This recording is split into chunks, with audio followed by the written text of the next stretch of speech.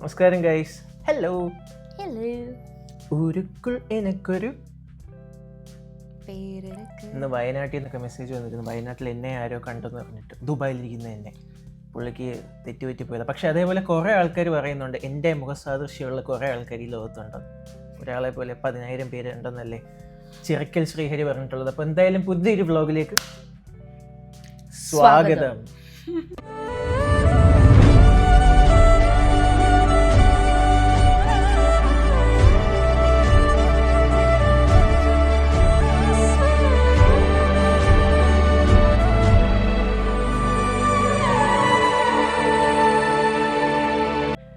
അപ്പോൾ ഇന്ന് നമ്മളൊരു ക്വസ്റ്റ്യൻ ആൻസർ സെഷനാണ്. മുകളിൽ കൂടെ ഫ്ലൈറ്റ് പോകുന്ന സൗണ്ട് കേൾക്കുന്നുണ്ടെങ്കിൽ നിങ്ങൾ തെറ്റിദ്ധരിക്കേണ്ട, ഞങ്ങൾ എയർപോർട്ടിൻ്റെ അണ്ടറിലല്ല.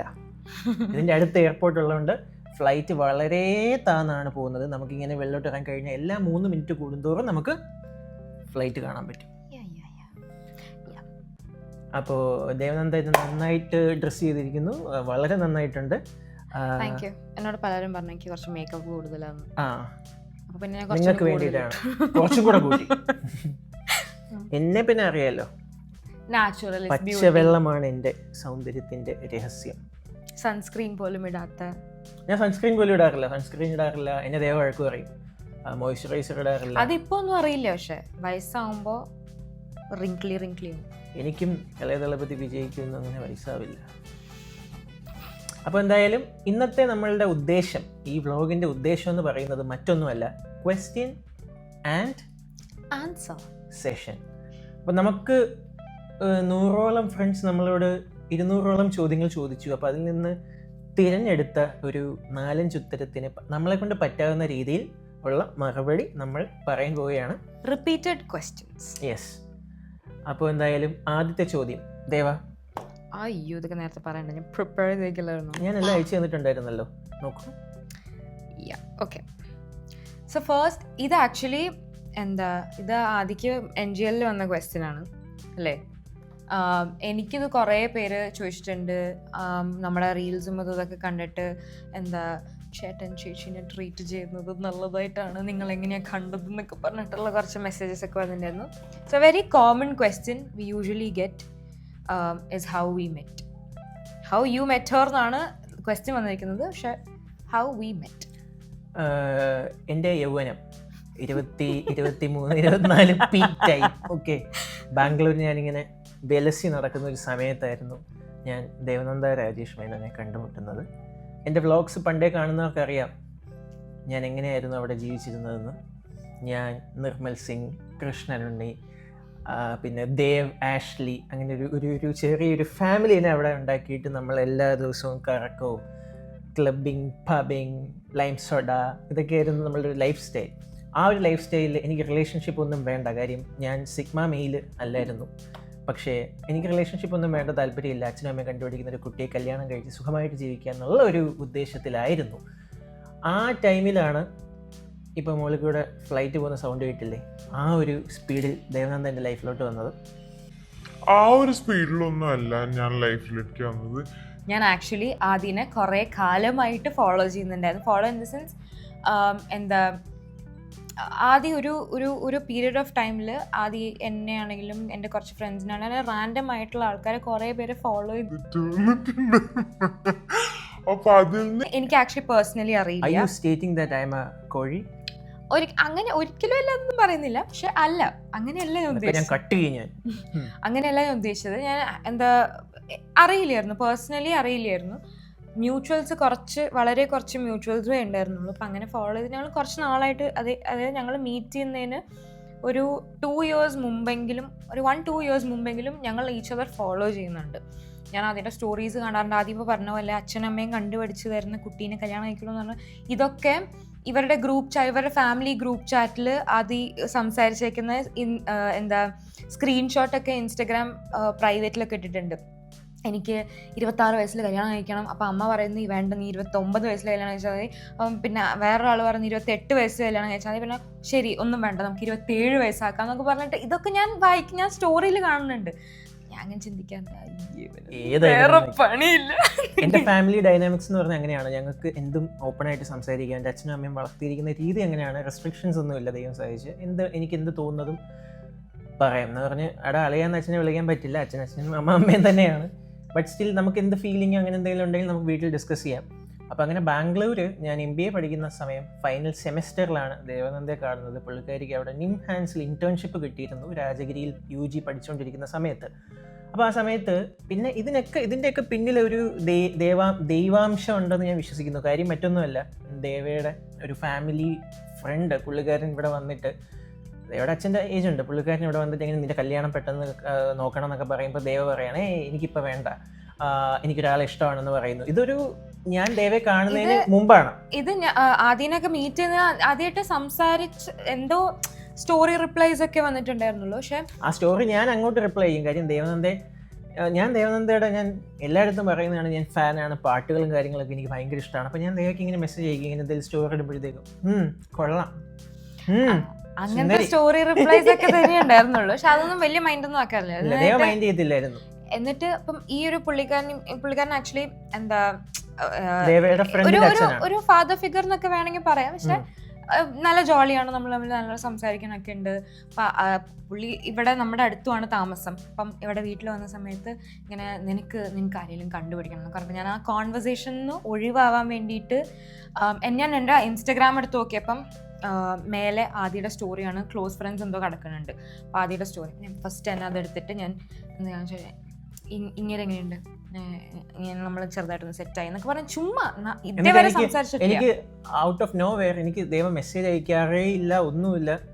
ഈ പറയുന്ന പോലെ ദേവ പറയുന്ന പോലെ ഞാൻ ദേവ ഇങ്ങനെ കൊള്ളാം, സുന്ദരി ഒന്നും ഞാൻ അയച്ചിട്ടില്ല, കൊള്ളാം എന്നൊക്കെ പറഞ്ഞ് മെസ്സേജ് അയക്കുമ്പോഴത്തേക്ക് ഉള്ള റിപ്ലൈ ഉള്ളൂ. പുള്ളിക്കാരി ലൈക്ക് അടിച്ചു വിടാതേ ഉള്ളൂ.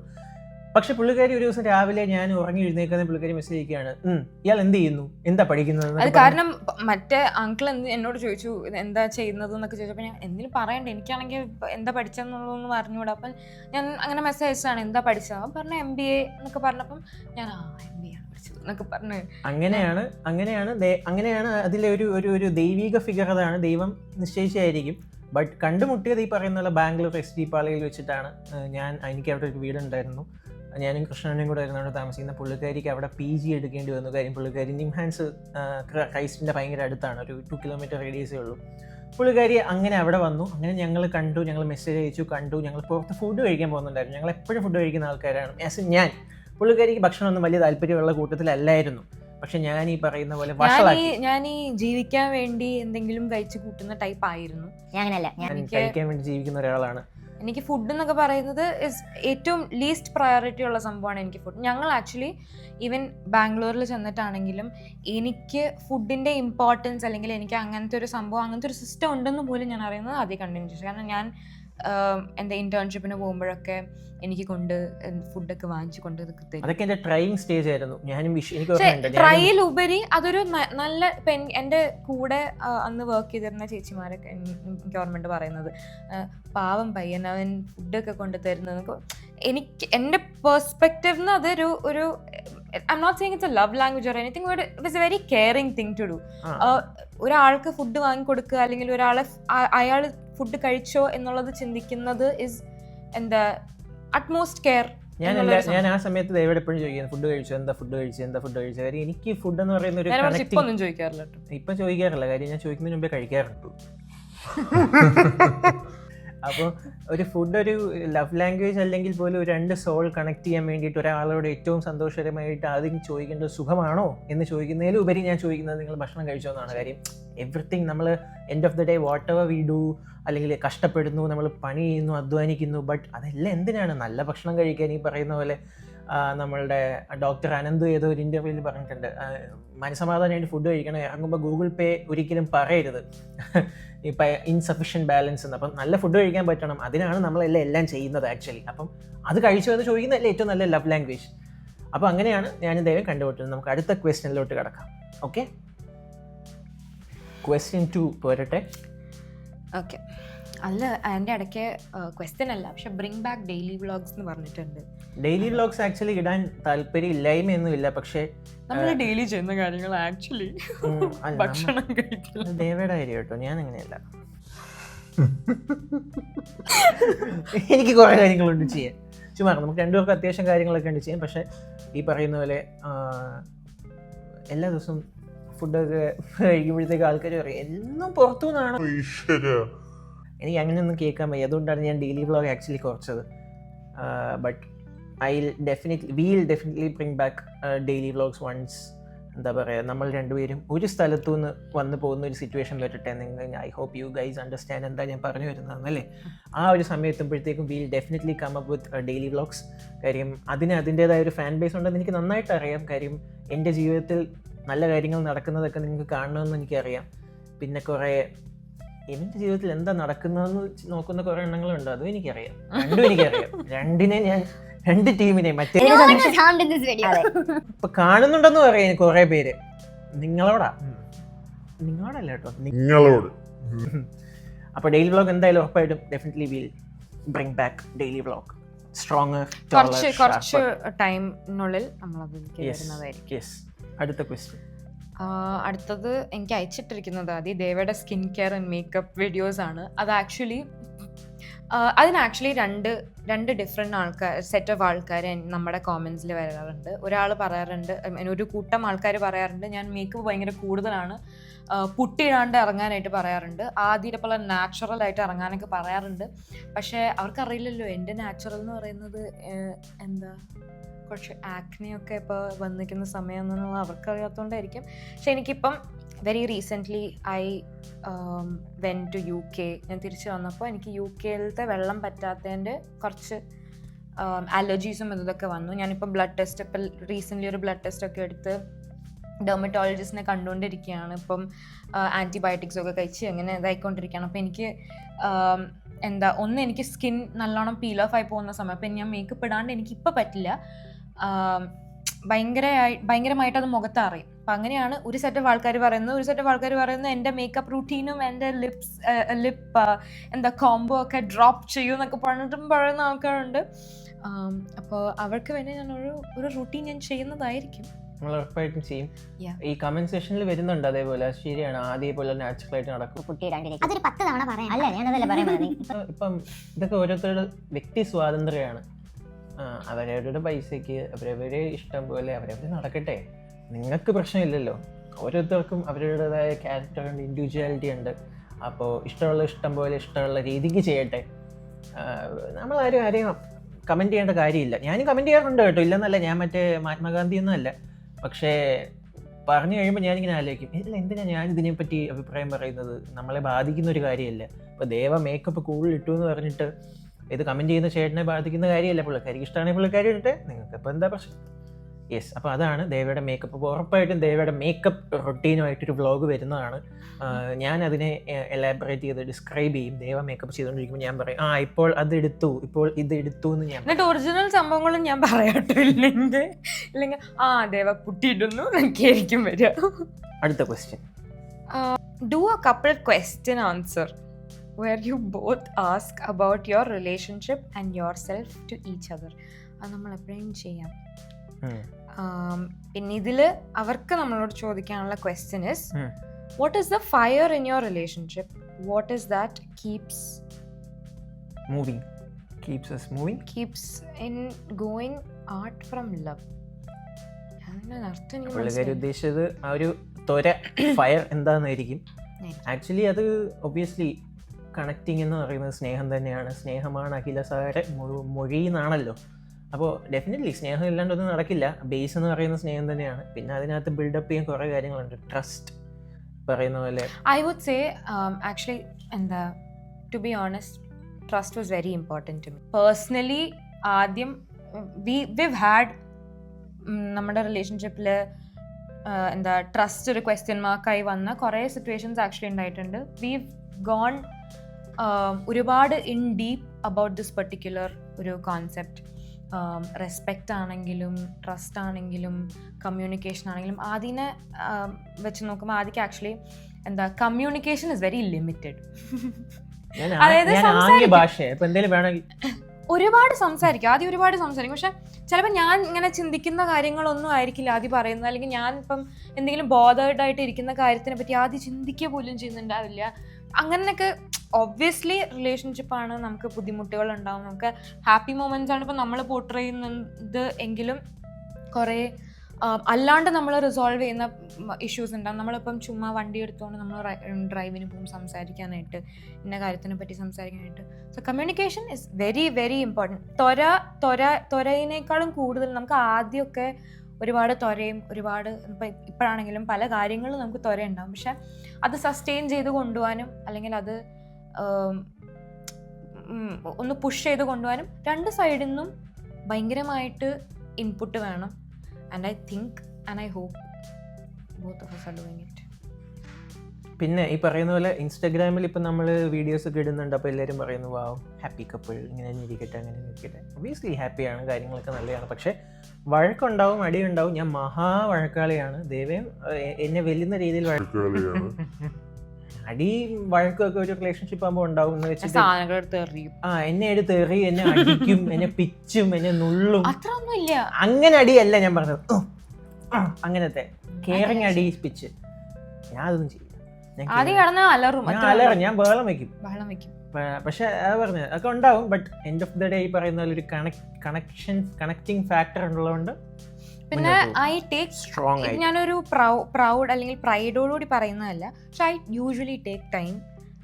എന്താ ഒരു പ്രോബ്ലത്തിൽ നിന്ന് അതിന്റെ സൊല്യൂഷനിലേക്ക് എത്തി ആദ്യമായിട്ട് ഓക്കെ ആവാൻ ഞാൻ പൊതുവേ കുറച്ച് സമയം എടുക്കും. ആദ്യമാണെങ്കിൽ ടപ്പേന്ന് പറഞ്ഞു ഞാൻ ദേഷ്യപ്പെടും, ബഹളം വയ്ക്കും. ബട്ട് 10 മിനിറ്റ് കഴിയുമ്പോഴത്തേക്ക് ഞാൻ വീണ്ടും ഇവിടെ കഴിക്കാൻ പോകുന്നത് എന്ന് ഞാൻ ചോദിക്കും. പിന്നെ ഞാനായിരിക്കും പിന്നെ ഇറിറ്റേറ്റിംഗ് ആയിട്ടിരിക്കുക, അങ്ങനെ പറ്റില്ല എനിക്ക് വേണ്ട എന്നൊക്കെ പറഞ്ഞാൽ അങ്ങനെ ഇറിറ്റേറ്റിംഗ് ആയിട്ടിരിക്കുന്നത് ഞാനായിരിക്കും. പക്ഷെ എന്നാലും എനിക്ക് റിഗ്രറ്റ് ഇല്ല കേട്ടോ. അടുത്ത ക്വസ്റ്റ്യൻസ് ഇഷ്ടംപോലെ വന്നിട്ടുണ്ട്. പക്ഷേ നമുക്ക് നിങ്ങളെ ഇരുത്തി ബോറടിപ്പിക്കാൻ താല്പര്യമില്ല, ഇങ്ങനെ പുഷ് ചെയ്ത് പോകാൻ താല്പര്യമില്ല. അപ്പോൾ അതുകൊണ്ട് ഫസ്റ്റ് വീഡിയോ ആയിട്ട് നമുക്ക് ഈ ഒരു 4 ക്വസ്റ്റ്യൻ മതി. ഒരു 4ാമത്തെ question, what is your future plans? എന്താ ഇന്ദുചൂടിന്റെ ഫ്യൂച്ചർ പ്ലാൻ? ഫ്യൂച്ചർ പ്ലാൻസ് ഒന്നുമില്ല. എനിക്ക് രണ്ടുപേരുടെ രണ്ടായിട്ട് പറയാം. എൻ്റെ കാര്യം ഞാൻ പെട്ടെന്ന് പറയാം. എനിക്ക് ഇന്നലെ ഇല്ല, ഇന്ന് മാത്രമേ ഉള്ളൂ, നാളെ ഇല്ല. അപ്പോൾ ഫ്യൂച്ചറിസ്റ്റിക് ആയിട്ട് ഞാൻ അങ്ങനെ ചിന്തിക്കുന്ന ആളല്ല. ബട്ട് ഡെഫിനറ്റ്ലി ഈ പറയുന്ന പോലെ അത് വേണം, ഇത് ചെയ്യണം, അവിടെ പോകണം, ഇത് കഴിക്കണം, ഇങ്ങനത്തെ ചിന്തകളും കാര്യങ്ങളൊക്കെയുണ്ട്. ബട്ട് അതല്ലാണ്ട് ഒരു പ്രോപ്പർ കരിയർ പാത്ത് അല്ലെങ്കിൽ ഈ പറയുന്ന പോലെ 10 വർഷത്തിനകം കഴിയുമ്പോൾ പൃഥ്വിരാജ് ഇൻ്റർവ്യൂവിൽ പറയുന്ന പോലെ ഞാനൊരു മലയാളത്തിലെ ഏറ്റവും നല്ല നടനാവണം, ഏറ്റവും വലിയ പ്രൊഡ്യൂസർ ആവണം, 3 ഭാഷയിലെങ്കിലും അഭിനയിക്കണം. നമുക്ക് അങ്ങനെയൊന്നുമില്ല. കാര്യങ്ങളൊക്കെ വൃത്തിയായിട്ട് നടന്നു പോകണം. ദൈവാധീനം വേണം. നിങ്ങൾ കാണുന്ന നിങ്ങൾക്കാണെങ്കിലും ഈ പറയുന്ന എനിക്കും ദൈവയ്ക്കുമാണെങ്കിലും ദൈവഭാഗ്യം വേണം. അങ്ങനെ വിശ്വസിക്കുന്ന ഒരാളാണ് താൻ. 10 ദൈവം 90 എന്ന് വിശ്വസിക്കുന്ന ഒരാളാണ് ഞാൻ. അപ്പോൾ അതുകൊണ്ട് തന്നെ every day is new to me. ഈ പറയുന്ന പോലെ എല്ലാ ദിവസവും രാവിലെ ഈസ് എ ബ്ലെസ്സിങ്. അപ്പം അതങ്ങനെ പോട്ടെ എന്ന് വിശ്വസിക്കുന്ന ഒരാളാണ്. ഒരു കെയർ ഫ്രീ ലൈഫ് നടത്തുന്ന ഒരാളാണ് ഞാൻ. അതിന് പോസിറ്റീവ് കാര്യങ്ങളുണ്ട്, നെഗറ്റീവ് വശമുണ്ട്. ബട്ട് ഞാൻ അങ്ങനെയാണ് പൊതുവേ ഈ പറയുന്ന പോലെ അത് വരട്ടെ എന്നുള്ളൊരു സ്കീമാണ് എൻ്റെ. ദേവയുടേത് എങ്ങനെയാണെന്ന് ദേവന് പറയും. എനിക്ക് ആക്ച്വലി ഇങ്ങനെയും അല്ല എന്നാൽ എക്സ്ട്രീം പ്ലാനിങ്ങും അല്ല. അടുത്ത കുറച്ച് ദിവസത്തിൽ ഞാൻ എന്താ ചെയ്യുക, അല്ലെങ്കിൽ എനിക്കൊരു പേർപ്പസ് ഇൻ ലൈഫ് ഉണ്ടാവുന്നത് ഇഷ്ടമുള്ള ഒരാളാണ്. എന്താ ഒരുപാട് നാളിപ്പോൾ നമ്മൾ പഠിക്കുന്ന സമയത്തൊക്കെ നമ്മുടെ പേർപ്പസ് എന്ന് പറഞ്ഞാൽ പഠിക്കുകയാണ്, അല്ലെങ്കിൽ നമ്മുടെ അത് ഗ്രാജുവേഷൻ കഴിയണം, അതൊക്കെയാണ് നമ്മുടെ പേർപ്പസ്. അത് കഴിഞ്ഞ് ഇറങ്ങി വരുമ്പം it's a whole different scenario, it's a whole different situation. So ഓരോ ദിവസവും ഓരോ പേർപ്പസിൽ നിൽക്കുന്നത് എനിക്കിഷ്ടമാണ്. I like to plan things. പക്ഷെ എൻ്റെ വീട്ടിലെന്ന് പറഞ്ഞു കഴിഞ്ഞാൽ നേരെ ഓപ്പോസിറ്റാണ്. അപ്പം ഇന്ന് രാവിലെ എനിച്ചിട്ടായിരിക്കും പറയാം നമ്മൾ ഇങ്ങനെ ചെയ്യണം എന്ന് പറയാം, നാളെ പറയും നമ്മൾ അങ്ങനെ ചെയ്യണം, അല്ലെങ്കിൽ നമുക്ക് ഇവിടെ പോകണം. ഞാനും ആദ്യം ആക്ച്വലി വീക്കെൻഡിലൊക്കെ എന്തെങ്കിലും പ്ലാൻ ചെയ്ത് വരുമ്പോൾ വീക്കെൻഡിൽ രാവിലെ അമ്മ പറയും നമ്മൾ ഇന്ന് രാത്രി ഇവിടെ പോവാണെന്ന് പറയും. സോ അങ്ങനത്തെ ഒരു അൺസേർട്ടൻ ഡിസിഷൻസ് ഒന്നും എനിക്ക് ഇഷ്ടമല്ല. എനിക്ക് പൊതുവെ ഇതിപ്പോൾ ഞാനൊരു എക്സാമ്പിൾ ആണ്, പക്ഷേ അങ്ങനത്തെ ഡിസിഷൻസ് എനിക്ക് ഇഷ്ടമല്ല. I kind of like to plan. പക്ഷേ അതെപ്പോഴും പ്ലാൻഡായിട്ട് പോകണം എന്നില്ല, പ്ലാൻഡായിട്ട് പോവാറുമില്ല. But I like it. And future plans എന്ന് പറയുന്നത് തിങ്സ് ആർ കുക്കിംഗ്. നമ്മളും ലൈഫ് ഫിഗർ ഔട്ട് ചെയ്യുന്ന സമയമാണ്. നമ്മളും അതിലേക്ക് പതുക്കെ സ്റ്റെപ്പ് ബൈ സ്റ്റെപ്പ് എത്തുന്നതേ ഉള്ളൂ. അപ്പോൾ എന്താ തിങ്സ് ആർ കുക്കിംഗ് ആണെങ്കിലും അടുക്കളയിൽ നിന്ന് മണമൊന്നും വരുന്നില്ല കേട്ടോ.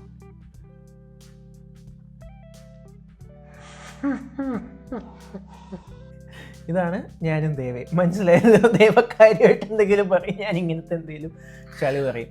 ചില സമയത്ത് എനിക്ക് ആക്ച്വലി ദേഷ്യം വരാറുണ്ട്. അടിക്കാനൊക്കെ തോന്നും. ചില സമയത്ത് ഭയങ്കര ഇറിറ്റേഷനാ. ഇങ്ങനെ നമ്മൾ കാര്യമായിട്ട് നമ്മളിങ്ങനെയൊക്കെ ചെയ്യണം, അപ്പൊ എങ്ങനെയാണല്ലോ എന്നൊക്കെ പറഞ്ഞിട്ട് ഒരു ഇങ്ങനത്തെ ഒരു മുഖമുണ്ട്, ഇങ്ങനൊരു മുഖമുണ്ട്. ഇതൊക്കെ കാണുമ്പോ ചൊറിഞ്ഞു വരികയാണ്. അപ്പൊ എന്തായാലും This is us. ചൊറിഞ്ഞു വരുന്ന ദേവയെ ചൊറിയാൻ എന്നും എനിക്ക് ഭാഗ്യമുണ്ടാകട്ടെ എന്ന് വിശ്വസിച്ചുകൊണ്ട് If anyone who's in relationship is watching this, talk to your partners. Talk to them about anything and everything. And have good conversations, good meals. Quality life lead ചെയ്യുക. ഈ ചവറ് life lead ചെയ്യാതെ quality ആയിട്ട് life lead ചെയ്യുക. അതിപ്പോൾ തമാശ പറയുകയാണെങ്കിൽ പോലും എന്നെ പോലെ ക്വാളിറ്റി ആയിട്ടുള്ള തമാശകൾ പറയും. ഇപ്പം ഞാൻ പറഞ്ഞിട്ടില്ലേ, തിങ്സ് ആർ കുക്കിംഗ് എന്ന് പറഞ്ഞാൽ ഞാൻ പറഞ്ഞില്ല അടുക്കളയിൽ നിന്ന് മണമൊന്നും വരുന്നില്ല. അങ്ങനത്തെ നല്ല നല്ല കാര്യങ്ങളെ ചെയ്യരുത്. പറഞ്ഞ് be happy with your partner, make them happy. നല്ല നല്ല മീൽസ് കഴിക്കുക, നല്ല നല്ല സ്ഥലങ്ങൾക്ക് പോകാൻ പ്ലാൻ ചെയ്യുക. അത് കുഞ്ഞു കുഞ്ഞു, it doesn't have to be വലിയ സ്ഥലങ്ങൾ, വലിയ സ്ഥലങ്ങൾ, കുഞ്ഞു സ്ഥലങ്ങളിലാണെങ്കിൽ ഒരുമിച്ച് പോവുക, ഒരുമിച്ച് ടൈം സ്പെൻഡ് ചെയ്യുക. Always have the link of the link. അപ്പോൾ എന്തായാലും ബൈ ബൈ. അപ്പം ബൈ ബൈ. ഞങ്ങൾ ഇനി രാത്രി എന്താ കഴിക്കേണ്ടതെന്ന് ആലോചിക്കട്ടെ. അതിനുള്ള ടെൻഷനാണ്. ഈ പറയുന്നല്ലോ ഒന്നും കുക്ക് ചെയ്യുന്നില്ലെന്ന് തോന്നുന്നു, കിച്ചണിൽ നിന്നൊരു മണം വരുന്നില്ല. അപ്പോൾ അതുകൊണ്ട് മിക്കവാറും പുറത്ത് പോയി ഡിന്നർ കഴിക്കാന്നുള്ള പ്രതീക്ഷയിൽ നമ്മൾ ഇറങ്ങുന്നു. Bye bye. Thank you so much. Bye. Subscribe, ഞാൻ പറഞ്ഞിട്ടുണ്ട്, ഞാൻ എപ്പോഴും പറയത്തില്ല, ബട്ട് എന്നാലും ഒന്നുകൂടെ പറയണം, സബ്സ്ക്രൈബ് ചെയ്യാത്തവരൊന്ന് സബ്സ്ക്രൈബ് ചെയ്തു. നടക്കുന്നേ. എന്റെ സ്വപ്നവും തന്റെ സ്വപ്നം ഒക്കെ നടക്കും.